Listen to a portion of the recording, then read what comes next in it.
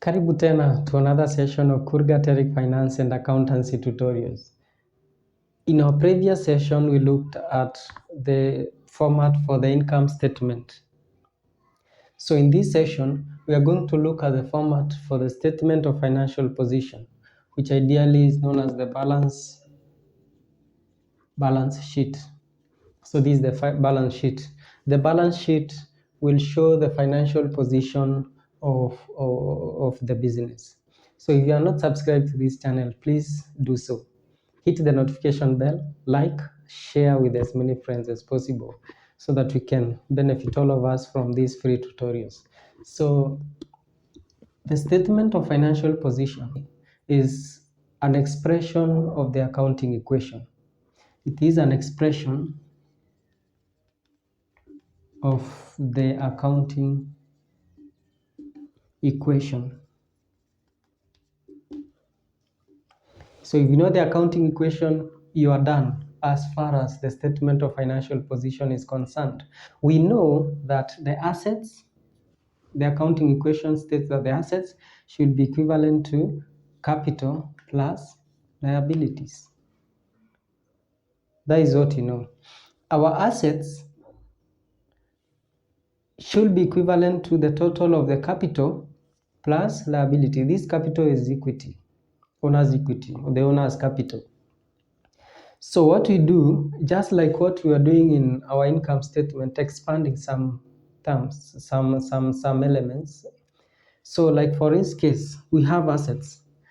In the balance sheet, we are going to expand these assets further, just like how we are expanding the selling price, buying price in the income statement.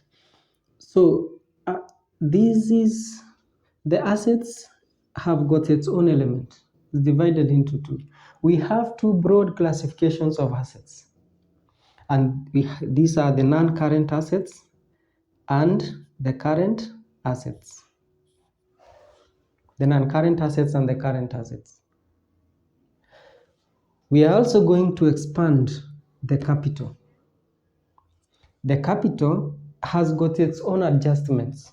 We have the capital that has been maybe the sole trader's capital that maybe he or she started the business with. And then we have some drawings that this sole trader did for his own use. So we have the drawings. We also have the adjustment of net profit or loss. So what we arrived at the income statement is the net profit or loss, right? So that one is going to either add the capital of the sole trader or reduce it. Are we together? And then the liabilities, on the other hand, has got its own adjustments. We have the adjustment for the non-current liabilities, and you have the current liabilities. The non-current liabilities are the long-term liabilities. They are long-term liabilities, like the long-term loan. The current liabilities are the short-term. So, ladies and gentlemen, ideally, this is the format, our expanded format of the expression of the accounting equation. And this one also is the format for the statement of financial position.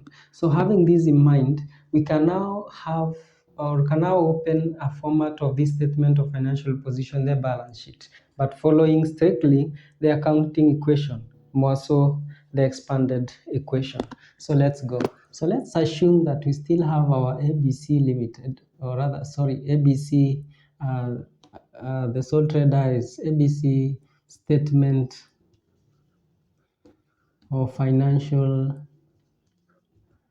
position as at that date. Show three currency signs. So we are going to start with the assets, and the first one is the non-current asset. So we show the non-current assets, this side. So you can have it slightly below this column of currencies. So you can name the non-current assets. Name them. So you have like the motor vehicles, the buildings. So the non-current assets, in short, these are the assets that stay in the business for more than one financial year. So like the motor vehicles, we have the buildings, name them. But what you're going to show in the non-current assets is the net book value. The net book value. So that, and something net means there's something that has been reduced in. So we say like, let's say the cost of the motor vehicle. You must reduce something in this cost to arrive at the net book value, right? So what you show in the statement of financial position for the non-current assets is strictly the net book values. So the accumulated depreciation, we are going to reduce some accumulated depreciation from the cost of the motor vehicle so that we arrive at the net book value of that motor vehicle. The same case applies to building. The cost of the building, you less the accumulated depreciation of that building, right from when it was purchased to now, and then you arrive at its net book value. So this cost ends at this point, the accumulation depreciation ends at this point, you no longer need this. And then we have our net book values. These are what you are going to have as the final total non-current assets. These are the total non-current assets. So our next part is the current assets. Show the current assets. Current assets. The current assets, ladies and gentlemen, are normally arranged in their order of liquidity. When I say their order of liquidity, means the order of how these current assets can be easily converted into cash. Like the stock can easily be converted into cash. But you have the cash at hand and the cash at bank. Those are the most liquid because you have them at hand. So you can start with cash in hand. So you can say cash in hand. Show them in the next column because we don't have much about it. Cash at bank, show it here, right?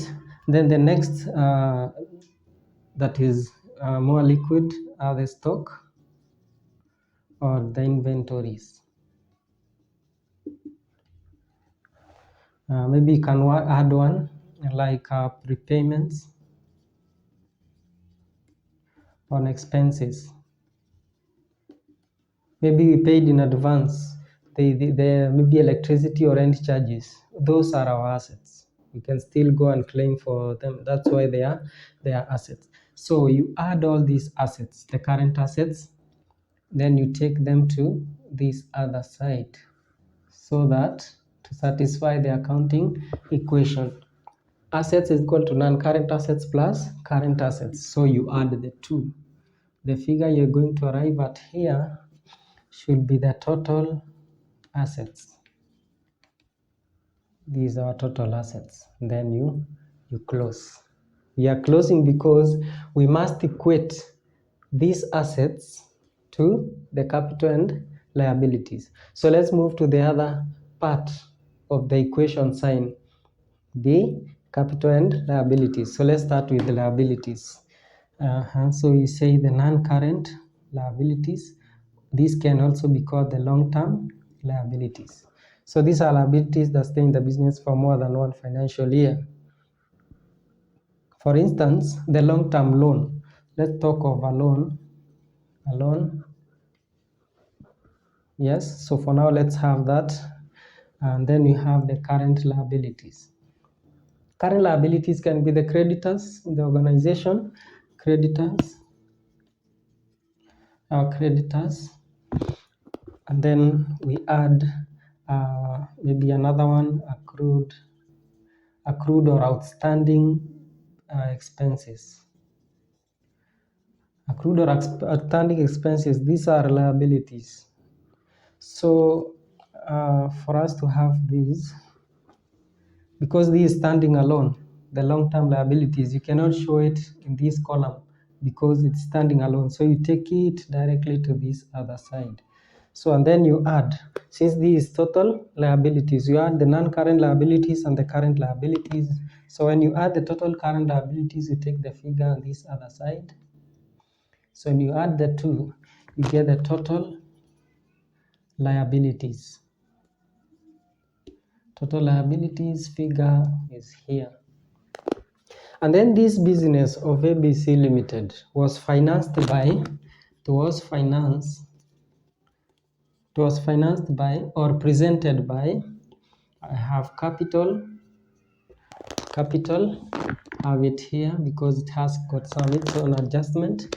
You less drawings, and then you also less what? You can less net loss. It depends with the question. If our income statement, we arrived at a net loss, you less the net loss here. If it was net profit, you add the net profit, you add it here.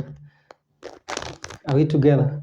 So what you are going to get here, the result of the capital, less drawings, less net loss, or you add net profit, what you are going to get, you take to this other side, and then you add, because we said capital plus liabilities. Our total liabilities are this one, and then our total capital, adjustment of capital is this one.